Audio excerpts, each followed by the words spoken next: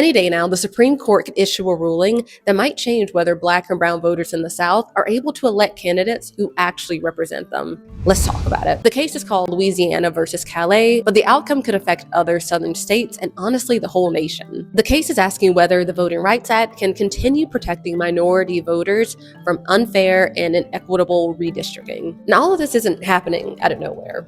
This attack on voting rights is decades in the making, so let me break it down. In 1965, the Voting Rights Act was passed to stop racial discrimination in voting, and it was a huge moment in America's civil rights history.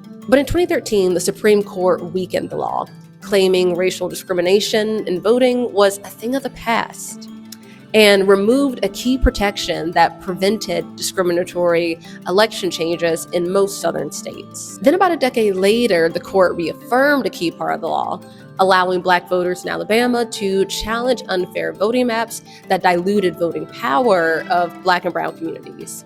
I know, this is a lot of back and forth, but stay with me. So here we are in 2026. And the Callais case could roll back even more voting protections and destroy the Voting Rights Act. The court can make it harder for Black and brown voters to challenge unfair voting maps that weaken their voting power. And when that happens, it's harder for these communities to demand the changes they want to see. But let me be really clear here.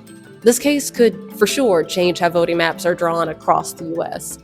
But the South could be hit the hardest and could shift back into the Jim Crow era where Black and brown voters aren't able to elect people who actually fight for them. I mean, y'all, we're really about to find out how strong our democratic protections actually are. Like I said, this ruling could get handed down any day. And we really hope the Supreme Court chooses to uphold the Voting Rights Act. Now, when the decision drops, we will be right here to tell you what happens next and how communities in the South are fighting back.